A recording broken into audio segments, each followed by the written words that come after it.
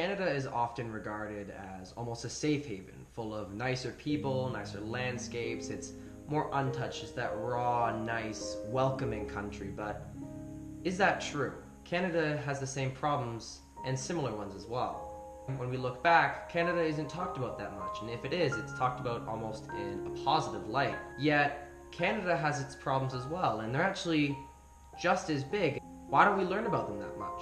Even today, Canada is shown as the nicer place. Even on their $10 bill, on the back, they even list one of the Charter Rights of Freedoms, Section 15, that states, "Every individual is equal before and under the law, and has the right to the equal protection and equal benefit of the law without discrimination." Is that true in history? Not even close. Canada actually has its own deep racist history, with things like the Chinese head tax, assimilation and violence towards First Nations, and even a few branches of the KKK. In many ways, Canada was and still is just as bad in America. When America had things like segregated black and white schools and neighborhoods, Canada is well known for their residential schools.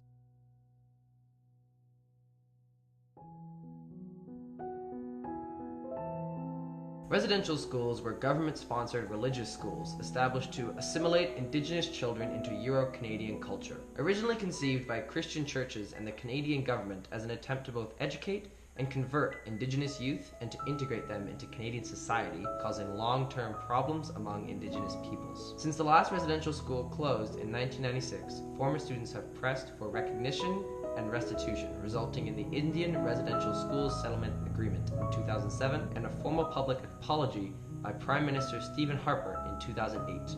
Mr. Speaker, I stand before you today to offer an apology to former students of Indian residential schools. In total, an estimated 150,000 First Nations, Inuit, and Métis children attended residential schools. 1996 wasn't that long ago, just a little over 20 years. That shows how recent these problems in Canada were. And that's not where the comparisons stop. Where America had anti-black propaganda and violent racism towards African Americans and a deep history of that, Canada had anti-Asiatic laws and racism or mistreatment towards Chinese workers.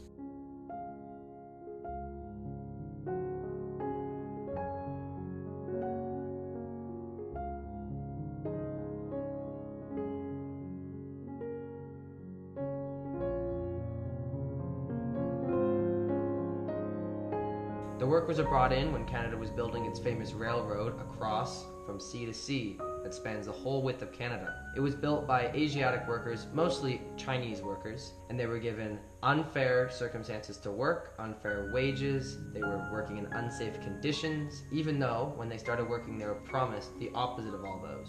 They were promised ample wages, but they got more segregation. But perhaps the most jarring thing about the racism towards Chinese people in Canada was the Chinese head tax. The Chinese head tax was levied on Chinese immigration to Canada between 1885 and 1923 under the Chinese Immigration Act. With few exceptions, Chinese people had to pay $50, later raised to $100, then $500 to come to Canada. This anti-Chinese legislation was the first in Canadian history to exclude immigration on the basis of ethnic origin. Even today, these things linger in Canada. Things like First Nations reserves still happen today. 49% of First Nations members live on remote reserves. So why are these such big misconceptions about Canada? Why are most of these things I've talked about today not well known? Well, maybe our politicians are aware of how they need to appear of this welcoming and loving country that we know today. Maybe we're taught more about American history than we are about anything Canada has done. As a student, I can definitely say that we learn much more in depth about the injustice in America than Canada. It is starting to change as we learn more about the Indigenous Acts and through the Truth and Reconciliation Act, but we still don't get nearly as much information. It could be that we're just willfully ignorant of all the problems around us. But today we have groups fighting to challenge these misconceptions and change what's going on. I'm here because I have been guided here by something that means more to us and more to me than anything in this world.